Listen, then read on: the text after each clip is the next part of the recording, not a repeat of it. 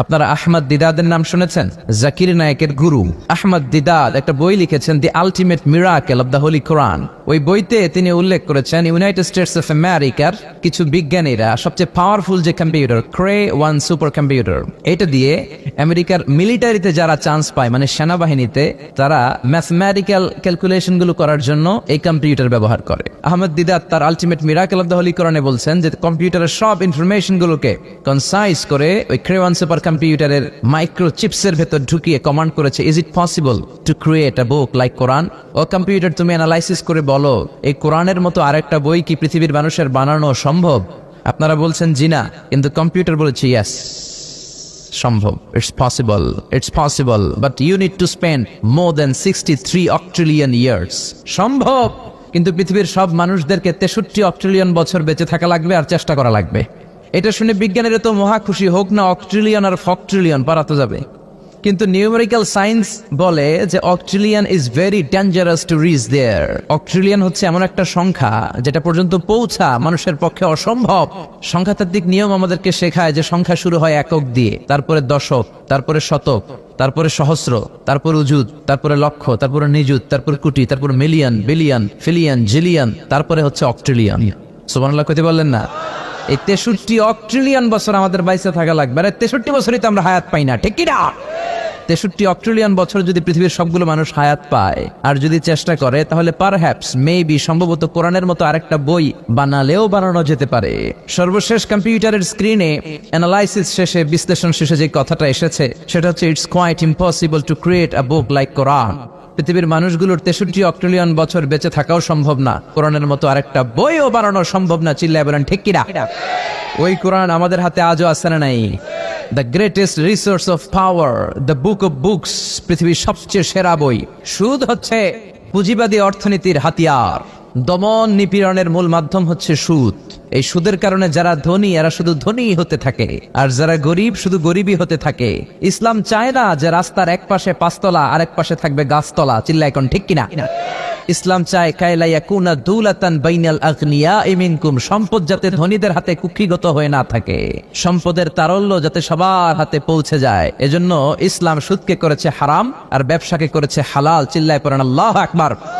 এজন্য রব্বুল আলামিন বলেন ওয়া আহাল্লাল্লাহুল বাইআ ওয়া হারামার রিবা, আমি আল্লাহ তোমাদের জন্য সুদকে করলাম হারাম আর ব্যবসাকে করে দিলাম হালাল। সুবহানাল্লাহ। ব্যবসাকে হালাল করেছে কে আর সুদকে হারাম করেছে কে? সুদের মধ্যে দেখা যায় অনেক লাভ, অনেক টাকা, অনেক বরকত, শুধু বেড়ে যায়। আল্লাহ বলে তোমাদের দৃষ্টিতে টাকা বেড়ে যায়, আমি আল্লাহর কাছে বাড়ে না। আর তোমরা যখন যাকাত দাও, দান করো, তোমাদের দৃষ্টিতে দেখা যায় টাকা কমে যায়, কিন্তু আমি আল্লাহর কাছে টাকা কমে না। সুবহানাল্লাহ। এজন্য সুদকে আল্লাহ নিশ্চিহ্ন করে দিবেন। ইয়ামহাকুল্লাহ ওয়া ইউরবিস সাদাকাত। আল্লাহ বলে আমি সুদকে নিশ্চিহ্ন করে দেব, সুদকে আমি ধ্বংস করে দেব, সুদের ভেতরে কোনো বরকত দেব না। আর ব্যবসা করলে সামান্য ব্যবসার ভেতরে বরকত ঢুকিয়ে দিবে কে? বিশ্বনবী সুদখোরদের উপর লানত দিয়েছে। কি দিয়েছে? লাআনা রাসূলুল্লাহ আকিলার রিবা ওয়া মুকিলাহু ওয়া কাতিবাহু ওয়া শাহিদাইহি। যারা সুদ খায়, যারা সুদ দেয়, যারা সুদের দলিল লেখক, যারা সুদের সাক্ষী থাকে, সবার উপরে বিশ্বনবী লানত দিয়েছে। জোরে পড়েন নাউযুবিল্লাহ। এজন্য খবরদার, সুদের সাথে মুসলমানদের কোনো সম্পর্ক। বিশ্বনবী বলেছেন আর রিবা সালাসু ওয়া সাবউনা বাবান, সুদের রয়েছে 73টা গুনাহ। কয়টা গুনাহ? সুদের মধ্যে 73টা গুনাহ। আইসারুহা আইয়ান কাহার রাজুল উম্মা, 73টা গুনার মধ্যে সবচাইতে ছোট্ট গুনাহ হলো নিজের মায়ের সাথে জিনা করা। 73টা গুনাহ, আর সবচেয়ে ছোট গুনাহ হচ্ছে আইয়ান কাহার রাজুল উম্মা, ব্যক্তি তার মায়ের সাথে জিনা করবে। এটা যদি সবচেয়ে ছোট্ট গুনাহ হয়, তাহলে বড় গুনার অবস্থা কি? বড় গুনাহটা কি জানার দরকার আছে না নাই? আল্লাহ সেটাও বলে দিলেন ফাআযানু বিহারবিম মিনাল্লাহি ওয়া রাসূলিহি। সুদের সবচেয়ে ছোট গুনাহ মায়ের সাথে জিনা করা, আর সুদের সবচেয়ে বড় গুনাহ আল্লাহর সাথে যুদ্ধ করা। করবেন নি? পারা যাবে না আল্লাহর সাথে যুদ্ধে? সে আল্লাহ কবে থেকে ক্ষমতায় বসা, এখন তো আল্লাহ বুড়া হয়ে গেছে। হ্যাঁ, আল্লাহর ক্ষমতা কি আগের মতো আছে? জোরে বলেন আছে? এজন্য সুদের সবচেয়ে ছোট গুনাহ মায়ের সাথে জিনা, সবচেয়ে বড় গুনাহ কার সাথে? যুদ্ধ। আরো জোরে বলেন। এজন্য বিশ্বনবী বলতেন ইজতানিবু আস-সাবআল মুবিকাত, 7টা ইমান বিধ্বংসী আমল বিধ্বংসী কাজ থেকে তোমরা বেঁচে থাকবা। 1 নম্বরে হলো শিরক, আল্লাহর সাথে শিরক করবা না। 2 নম্বরে হলো মাতা পিতার সাথে অবাধ্যতা করা। 3 নম্বরে জাদু দেখানো, জাদু টোনা করা। 4 নম্বরে অন্যায় ভাবে কাউরে হত্যা করা। 5 নম্বরে এতিমের সম্পদ খাওয়া। 6 নম্বরে কোন নারীকে অন্যায় ভাবে জিনার অপবাদ দেওয়া। 7 নম্বরে সুদ খাওয়া। কি খাওয়া? এই 7টা কাজ করলে আপনার ইমানটাকে ধ্বংস করে দিবে কে? চিল্লায় বলেন কে? এজন্য দুনিয়াতে যারা সুদ খায় তাদের সম্পদে কোনো বরকত নাই, তাদের শুধু রোগ আর রোগ, টেনশন আর টেনশন, আছে না নাই? আবার বিশ্বনবী বললেন যারা সুদ খায় তাদের 3টা শাস্তি। কয়টা? 1 নম্বরে কিয়ামতের দিন আল্লাযীনা ইয়াকুলুনার রিবা লা ইয়াকুমুনা ইল্লা কামা ইয়াকুমুল্লাযী ইয়াতাখাব্বাতুহুশ শাইতানু মিনাল মাস। সুদের 1 নম্বর শাস্তি কিয়ামতের দিন সুদখোর যখন কবর থেকে উঠবে রব্বুল আলামিন তাকে জিনে ধরা রোগীর মতো, পাগলের মতো উঠায় দিবে। সুদখোর কবর থেকে উঠে ভূতে ধরা রোগীর মতো, জিনে ধরা রোগীর মতো, পাগলের মতো লাফাতে লাফাতে উঠবে। তারে দেখে কিয়ামতের ময়দানের সবাই বুঝবে লোকটা হলো সুদখোর। কি খোর? এটা হচ্ছে 1 নম্বর শাস্তি। 2 নম্বর শাস্তি বিশ্বনবী বললেন আমি স্বপ্নে দেখলাম কিছু লোকের পেট হচ্ছে বিশাল বড় ঘরের মতো, আর ওই পেটের ভেতরে দেখলাম ভয়ঙ্কর বিষাক্ত সাপ। জিব্রাইল রে বললাম ও জিব্রাইল মান হাউলা, এরা কারা? বিশ্বনবী বললেন হাউলা আকালাতুর রিবা, এরা হলো আপনার উম্মতের মধ্য থেকে যারা সুদ খেয়েছে ওই সুদখোর লোকগুলা। পড়েন না আউযুবিল্লাহ। 3 নম্বর শাস্তি বিশ্বনবী বলেন যে রাতে আমাকে মেরাজে নেওয়া হলো, রাআইতু লাইলাতা উসরিয়া বি, মেরাজের রাতে আমি দেখলাম রক্তের একটা নদী, ওই নদীর উপর কিছু লোক সাঁতার কাটে। কিসের নদী? রক্তের নদী আমরা কোনোদিন দেখেছি? রক্তের একটা নদীর ভেতরে কিছু লোক সাঁতার কাটে। সাঁতার কাটতে কাটতে বাঁচার জন্য যখন পারে আসতে চায়, তীরে আসতে চায়, কিছু ফেরেশতারা অনেক বড় বড় পাথরের খণ্ড নিয়ে বসা, তীরের দিকে আসতে চাইলে প্রচন্ড জোরে পাথর নিক্ষেপ করে তার চেহারার দিকে। পাথরের আঘাতে ওই লোকটার চেহারা ছিন্ন বিচ্ছিন্ন হয়ে যায়। লোকটা চিৎকার করতে করতে আবার রক্তের নদীর মাঝখানে চলে যায়। আবার তীরে আসতে চাইলে আবার পাথর আছে না নাই? বিশ্বনবী বললেন মান হাউলা ইয়া জিবরিল, ও জিব্রাইল এরা কারা? বিশ্বনবী বললেন এরা হলো আপনার সুদখোর উম্মাত। এরা কারা? এজন্য সুদ খাওয়া যাবে? জোরে বলেন সুদ খাওয়া যাবে? খবরদার সুদ খাওয়া যাবে না। সুদের বিপরীতে আমরা ব্যবসা করব। ব্যবসায় বরকত দিয়েছে কে? বিশ্বনবী বললেন রিজিককে আল্লাহ 10 ভাগ করেছেন, তার 1 ভাগ দিয়েছেন পৃথিবীর অন্যান্য পেশার ভেতরে, আর 9 ভাগ দিয়ে দিয়েছেন ব্যবসার ভেতরে। সুবহানাল্লাহ। রিজিকের 9 ভাগ থাকে ব্যবসার ভেতরে, এজন্য সুদ খাওয়া যাবে না। সুদের সাথে ইসলামের কোনো সম্পর্ক। আমরা ব্যবসা করব। আপনি মুশারাকা সিস্টেমে, মুদারাবা সিস্টেমে, আপনি মুরাবাহা সিস্টেমে ব্যবসা করেন, ওই ব্যবসায় বরকত দিবে কে? সুদ হারাম এই কারণে, কারণ টাকার ভেতর থেকে টাকা আসে। আপনি 1 লক্ষ টাকার একটা বান্ডিল আপনার আলমারির ভেতরে আজকে রাখলেন, 1 বছর পরে খোলার পরে এটা কি 1,10,000 টাকা হবে? 1,05,000, 1,02,000, 1,10,000 টাকা, 1,05,000 টাকা, 1,01,000 টাকা, 1 টাকাও পারবে না। কত থাকবে? 1 লাখই থাকবে। কারণ টাকার ভেতর থেকে টাকা আসে না। টাকার ভেতর থেকে টাকা আসে যখন ওই টাকার সাথে শ্রম যুক্ত হয়, যখন টাকার সাথে কষ্ট যুক্ত হয়, যখন টাকার সাথে মেধা যুক্ত হয়। ঠিক কিনা? তো আপনি টাকা দিয়ে কেমন করে টাকার ভেতর থেকে টাকা নেন? এটা হারাম। হয়তো আপনাকে ব্যবসায় অংশগ্রহণ করতে হবে, লাভ লস দুইটাতে অংশগ্রহণ করতে হবে, রিস্কও থাকবে। আপনি ব্যবসায় টাকা দিয়ে শুধু লাভ নিলেন, লস নিলেন না, এটাই সুদ। ঠিক কিনা? আপনার লাভও নিতে হবে, লস নিতে হবে, ঝুঁকিও নিতে হবে। এইটার নাম হলো ব্যবসা। হয় আপনি ব্যবসা করবেন, তা না হলে আপনি কর্জে হাসানা দিবেন। কি দিবেন? কর্জে হাসানা দিলে ওই ব্যক্তির মর্যাদা বাড়িয়ে দেয় কে? চিল্লায় বলেন কে? 3 সিস্টেমে ব্যবসা করবেন। কয় সিস্টেমে? 1 নম্বর হচ্ছে মুশারাকা সিস্টেম, মুশারাকা পার্টনারশিপ। আমি আপনি শেয়ার, 3-4 জন মিলে শেয়ার, আমার টাকা আপনার টাকা, আর 2 জনে মিলে ব্যবসা করব। আমার যদি ধরেন 4 লক্ষ টাকা হয়, আপনার যদি 6 লক্ষ টাকা হয়, তাহলে যেই লাভ হবে তার 60% নেবেন আপনি, 40% নেব আমি। লসও যদি হয় 60% আপনার উপর, 40% আমার উপর। এই ব্যবসাকে বৈধ করেছে কে? 2 নম্বরে হচ্ছে আল মুদারাবা। মুদারাবাও বৈধ। মুদারাবা মানে হচ্ছে আপনার টাকা আমার শ্রম। আল্লাহ আমারে কোনো টাকা দেয় না, আমি মিসকিন, আমি ফকির, আমি দেব শ্রম, আপনি দিবেন টাকা। কত পার্সেন্ট লাভ হলে কে কতটা নিব এটা আমরা ভাগ করে নিব। কিন্তু লস হলে আমার কোনো লস নাই, কারণ আমার শ্রম আপনার টাকা, আমি যে খাটছি এটাই তো আমার লস। ঠিক কিনা? কথা বলেন। আর টাকা যেহেতু আপনার, পুরো লস নেবেন আপনি। এই সিস্টেমও ব্যবসা যায়। 3 নাম্বার হচ্ছে আল মুরাবাহা। বুঝার চেষ্টা করেন। আমার ঘরে ফ্রিজ নাই, ফ্রিজের দাম 1 লক্ষ টাকা। কয় লাখ টাকা? আপনি আমারে বাজার থেকে 1 লক্ষ টাকা দিয়ে একটা ফ্রিজ কিনে আমার কাছে 1,20,000 টাকা বিক্রি করবেন। এটা আমি কিস্তিতে দিব আপনারে, 6 মাসের কিস্তিতে দিব। আপনার লাভ হচ্ছে আপনি 1 লক্ষ টাকা দিয়ে কিনে 1,20,000 বিক্রি করছেন, 20,000 লাভ। আর আমার লাভ হচ্ছে আমার কাছে কোনো টাকা নাই, আমি ফ্রিজের মালিক হয়ে গেলাম, কিস্তিতে দিয়ে 6 মাস পরে আমি টাকাও পূর্ণ করে দিলাম। এটাকে বলে মোরাবাহা। শাহজালাল ইসলামী ব্যাংক, আল রাফা ইসলামী bank, Bangladesh Islamic bank limited, এই তিনটার সিস্টেমে আপনাদের সাথে বিজনেস করে। আল মুদারাবা, আল মুশারাকা, আল মোরাবাহা, যেই সিস্টেমে আপনি করেন না কেন এগুলোর কবুল করে নিবে কে? কিন্তু এগুলো না করে 100 টাকার বান্ডিল দিয়ে বললেন এই নাও 100 টাকার বান্ডিল, এখানে 10,000 টাকা আছে, সুদে লাগালাম, মাসে দিবে 1000, কয় হাজার? আরো জোরে বলেন। এখন মাস শেষে 1000 দিতে পারে না, ওইটার উপর আবার বাড়তে শুরু করলো। আল্লাহ বলে লা তাকুলু আর রিবা আদাআফাম মুদাআফা, খবরদার চক্রবৃদ্ধি হারে সুদ খেও না, মাহাজনী সুদ খেও না। কার কথা? মাহাজনী সুদ খাওয়া যাবে না, চক্রবৃদ্ধি হারে সুদ খাওয়া যাবে না। তাহলে ব্যাংকের সুদ খাওয়া তো যাবে না? ব্যাংকের সুদ খাওয়া যাবে না, ব্যাংকের সুদও হারাম, আর চক্রবৃদ্ধি হারে মাহাজনী সুদ, এটা অনেক ভয়ঙ্কর হারাম। গ্রামে গঞ্জে এরকম আছে না নাই? 10,000 টাকায় মাসে 1000 টাকা সুদ। কথা কন, কথা কন, কথা কন। আছে, এখন দিতে পারে না, সুদ আবার বেড়ে যায়, এখন 2000 হয়ে গেছে, এরপরের মাসেও দিতে পারে না, 3000 হয়ে যায়, এরপরে কে আসলটা দেয়া লাগবে না, তুই সুদ চালা। কি চালা? সুদ চালাইতে চালাইতে বাড়ি নাই, বিটা নাই, জমি নাই, টিউবওয়েল নাই, পরনের লুঙ্গিও নাই, আছে না নাই? এটার বলে মহাজনী সুদ, এটার বলে চক্রবৃদ্ধি হারে সুদ। এই সুদ খাওয়া যাবে না। এজন্য সুদ আপনি খেলে এই সুদের এই সম্পদের ভেতরে কোনো বরকত নাই, এটাকে ধ্বংস করে দিবে কে? চিল্লায় বলেন কে? এজন্য আপনি ব্যবসা করবেন। আল্লাহ বললেন হাল্লাল্লাহুল বাইআ ওয়া হারামার রিবা, আমি আল্লাহ ব্যবসাকে তোমাদের জন্য হালাল করলাম, সুদকে করলাম হারাম। এখন আমরা সুদ খাবো না, ব্যবসা করব। ব্যবসার সিস্টেম হচ্ছে আপনাকে লাভ লস দুইটাতে অংশগ্রহণ করতে হবে। আপনি যদি বলেন না আমি শুধু লাভ নিব, লস নিব না, এটা ব্যবসা হবে? এটা সুদ হবে। এটা কি হবে? চিল্লায় বলেন কি হবে? এরপর ইসলাম বলে লা মাইসার, কোনো জুয়া চুরি থাকবে না। বিজনেসের মধ্যে জুয়া চুরি নাই, মানে লটারি নাই। কিন্তু বাংলাদেশে লটারি সিস্টেম আছে না নাই? 10 টাকায় 40 লক্ষ টাকা আছে না নাই?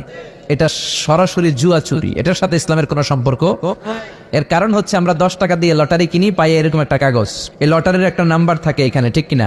আর লেখা আছে 10 টাকায় প্রথম পুরস্কার 40 লক্ষ টাকা। লক্ষ লক্ষ মানুষ 10 টাকা দিয়ে এটা কিনে, কেনার পর যেদিন ড্র হবে, রাফেল ড্র, একজন পায় 40 লাখ, আরেকজন পায় 30 লাখ, আরেকজন পায় 20 লাখ, আরেকজন 10 লাখ, পঞ্চম পুরস্কার পায় 1 লাখ, আর লক্ষ লক্ষ মানুষ এই কাগজ পানিতে ভিজায় খায়। সিল্লা এখন ঠিক কিনা? এটার নাম হচ্ছে জুয়া চুরি, এটা জায়েজ নাই। কিন্তু এই লটারির কাগজের সাথে যদি আপনার একটা কলম দিয়ে দেয়, এটাকে জায়েজ করার সিস্টেম আছে। এই 10 টাকার লটারির, যখন আপনি লটারিটা কিনবেন, আপনাকে যদি একটা কলম দিয়ে দেয়, তাহলে কেমন যেন আপনি 10 টাকা দিয়ে একটা কলম কিনলেন। এটা ব্যবসা, এটা হচ্ছে ব্যবসার সুরা, এটা জায়েজ আছে না নাই? তার মানে লক্ষ লক্ষ মানুষ যখন লটারি কিনলো, সাথে পেলে একটা কলম, এরপরে ড্র হওয়ার পরে একজন পাবে 40 লাখ, আরেকজন 30 লাখ, একজন 20 লাখ, আরেকজন 10 লাখ, আর লক্ষ লক্ষ সবাই পাইছে একটা করে কলম। তার মানে আমরা সবাই কিছু না কিছু পাইছি। সিল্লা এখন ঠিক কিনা? এই সিস্টেমে যদি করেন তাহলে এটারে বৈধ করে দিবে কে? এরপরে ইসলাম বলেন নো আনসার্টেইনটি, কোন ব্যবসার মধ্যে আনসার্টেইনটি থাকতে পারবে না, সুনিশ্চিত হতে হবে সবকিছু। লা দারারা ওয়ালা দারার ওয়ালা গারারা ফিল বাই, বেচা কিনার মধ্যে কোনো ধোঁকাবাজি থাকতে পারবে না, অনিশ্চয়তা থাকতে পারবে না। অনেকে উড়ন্ত কবুতর বিক্রি করে, আছে না নাই? কবুতর যারা পালেন, 10টা কবুতর আছে আপনার, আপনি দেখবেন সারাদিন কবুতর আকাশে উড়ার পরে বিকালে আবার বাসায় চলে আস। আপনি বললেন এই যে 10টা কবুতর আকাশে উড়ে, এই 10টা কবুতর আপনার বিক্রি করে দিলাম, এক একটা 100 টাকা করে, 10টায় কত হয়? 1000 টাকা বিক্রি করে দিয়েছেন। এই বিক্রি শরীয়ত সম্মত হয় না। এর কারণ প্রতিদিন কবুতরগুলো বিকেল বেলা উড়ার পরে সন্ধ্যাবেলায় ফিরে, আজকে বিকেলে নাও ফিরতে পারে। যেরকম ঠিক কিনা? আজকে 10টা কবুতর যদি অন্যদিকে চলে যায়, 1000 টাকা লিয়ে কিলাকিলি আছে না নাই? ইসলাম বলে কিলাকিলির কোনো সুযোগ নাই। কবুতরগুলো নামবে, 10টাতে তুমি ধরবা, কবজ করবা, তার হাতে হ্যান্ড ওভার করবা, তারপরে বিক্রি করবা। এটা জায়েজ করে দিবে কে? এরপরে পুকুরের মধ্যে মাছ থাকা অবস্থায় কেনা বেচা জায়েজ নাই। এরকম কেনা বেচা বাংলাদেশে আছে না নাই? আন্দাজে মানুষে শখের বসে কিনে ফেলে, পুকুরের মধ্যে বুদবুদ করতেছে, ভাবতেছে হাজার হাজার মাছ কিনছে, 10 লক্ষ টাকা দিয়ে কিনে ফেলছে। কই মাছের পুকুর, উঠায় দেয় 20 কেজি কই, আর 50 কেজি কাঁকড়া, আর 70 কেজি ব্যাং, আছে না নাই? এরপরে কিলাকিলি আছে না নাই? এজন্য ইসলাম বলে না, কবুতরটা হাতের মধ্যে কবজ করার পরে যেমনি বিক্রি করলাম, মাছগুলাও জাল দিয়ে তোলো, তারপরে গনে গনে বিক্রি করো, কবুল করে নেবে কে? গাভীর ওলানের মধ্যে দুধ রেখে বিক্রি করা জায়েজ নাই। ওলান এত ফিলা গেছে, এরকম এটা মনে হচ্ছে যে 20 কেজি, দহন করার পরে পাওয়া গেছে 5 কেজি, এরকম আছে না নাই? কারণ এটা দুধের কারণেও ফুলতে পারে, টিউমারেও ফুলতে পারে, ঠিক কিনা? এজন্য ইসলাম বলে লা গারারা ফিল ইসলাম, ইসলামে কোনো গারারা নাই, ধোঁকাবাজি নাই, আনসার্টেনটি নাই, অনিশ্চয়তার মধ্য দিয়ে হাওয়ার মধ্যে কোনো বিজনেস নাই। আগে জিনিসটা তোমার হাতে নাও, তারপরে বিক্রি করো, কবুল করে নেবে কে? শেয়ার বাজার নিয়ে প্রশ্ন করে যেই প্রোডাক্টের ব্যবসা হালাল ওই প্রোডাক্টের শেয়ারও হালাল, চিল্লায় বলেন ঠিক কিনা? এরপরে বিশ্বনবী বললেন মান গাশশানা ফালাইসা মিন্না, বেচা কিনার মধ্যে যে আমার উম্মতদের মধ্যে যে অন্যকে ধোঁকা দেয় সে আমার উম্মত হতে পারে। ধোঁকাবাজির ব্যবসা বাংলাদেশে আছে না নাই?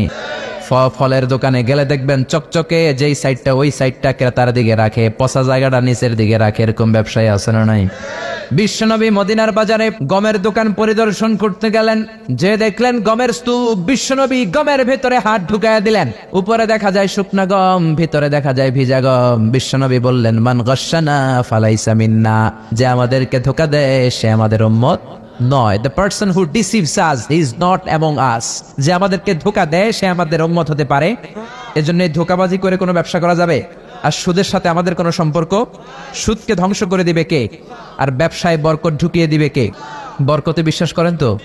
বিশ্বাস করেন? অল্পের ভেতরেও বরকত হতে পারে, 1000 কোটি টাকার মধ্যেও বরকত নাও থাকতে পারে, চিল্লায় বলেন ঠিক কিনা?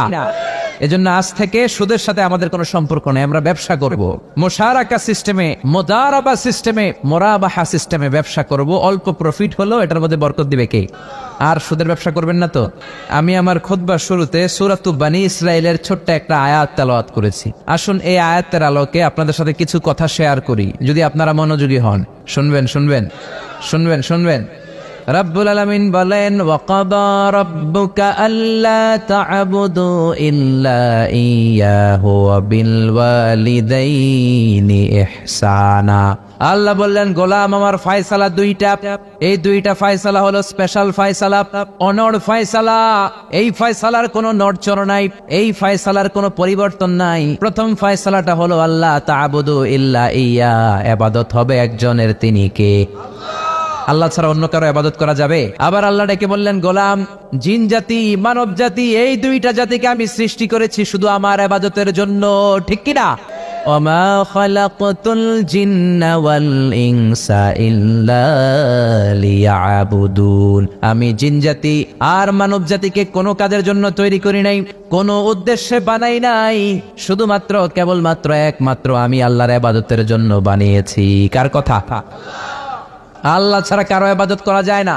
এই পৃথিবীতে যত নবী এসেছে, এই পৃথিবীতে যত রাসূল এসেছে, সব নবী রাসূলের একটাই দাওয়াত ছিল, তোমরা ইবাদত করবে একজনের, তিনি কে? ইয়া কওমি ইবুদুল্লাহা মা লাকুম মিন ইলাহিন গায়রু, ও আমার কওমের লোকেরা, ও আমার স্বজাতির লোকেরা, এক আল্লাহ ছাড়া অন্য কারো ইবাদত করো না। জিকির করতে হবে একজনের, চাইতে হবে একজনের কাছে, সেজদা দিতে হবে একজনকে, তিনি কে? আল্লাহ ছাড়া কাউরে সেজদা দেয়া যাবে? আমাদের দেশে মাজারে যে সেজদা আছে না নাই, এই মাজারের নামে যে ভণ্ডামি, এটার সাথে ইসলামের কোনো রিলেশন আছে? সম্পর্ক আছে? এই ভণ্ডামির সাথে ইসলামের কোনো সম্পর্ক? এজন্য রব্বুল আলামিন বলেন ওয়াকাদা রাব্বুকা আল্লা তা'বুদু ইল্লা ইয়্যা ওয়া বিল ওয়ালিদাইনি ইহসানা, আমি আল্লাহর প্রথম ফয়সালা ইবাদত হবে শুধুমাত্র কেবলমাত্র একজনের, তিনি কে? আমরা প্রত্যেক নামাজে সূরাতুল ফাতিহায় আল্লাহরে বলি আল্লাহ ইহদিনাস সিরাতাল মুস্তাকিম, ও আল্লাহ আমাদেরকে সহজ সরল পথ দেখাও, সিরাতুল মুস্তাকিম দাও। আল্লাহ বলেন আনি'বুদুনি হাযা সিরাতুম মুস্তাকিম, আমি আল্লাহর ইবাদত করো, এটাই সিরাতুল মুস্তাকিম। আল্লাহু আকবার। আপনি যদি আল্লাহর ইবাদত করেন তাহলে আপনি বুঝবেন যে আপনি সিরাতুল মুস্তাকিমের উপর আছেন। আর যদি বুঝেন আল্লাহর ইবাদত ছেড়ে আপনি অন্যদিকে দৌড়াচ্ছেন, তার মানে হলো আপনি সিরাতুল মুস্তাকিমের উপর থাকার সৌভাগ্য অর্জন করতে পারেন নাই। চিল্লা এখন ঠিক কিনা? এজন্য আল্লাহ বললেন আল্লাহর ফয়সালা কয়টা? আরো জোরে বলেন কয়টা? এক নাম্বার ফয়সালা ইবাদত হবে শুধু একজনের, তিনি কে? এই ফয়সালার সাথে সবাই একমত? দ্বিমত কেউ নাই? কেউ নাই? দু একজন থাকতে পারে, কেউ নাই। আল্লাহ বললেন আমার প্রথম ফয়সালা ইবাদত হবে শুধু আমি আল্লাহর। 2 নম্বর ফয়সালা ওয়াবিল ওয়ালিদাইনি ইহসানা, ইহসান হবে মাতা পিতার সাথে, মানে ভালো আচরণ হবে মাতা পিতার সাথে। বোঝা গেল ইবাদত হবে আল্লাহর, ইহসান হবে মাতা পিতার। আল্লাহর জন্য আপনি ইবাদত করবেন আর মাতা পিতার প্রতি আপনি ইহসান করবেন। ইহসান মানে সদাচরণ, ইহসান মানে খেদমত, ইহসান মানে তাদের জন্য খরচ করা, ইহসান মানে আপনার সব সম্পদ তাদের পায়ের সামনে, আপনার সব ক্ষমতা তাদের পায়ের সামনে বিলিয়ে দেয়া, বিছিয়ে দেয়া। চিল্লা এখন ঠিক কিনা?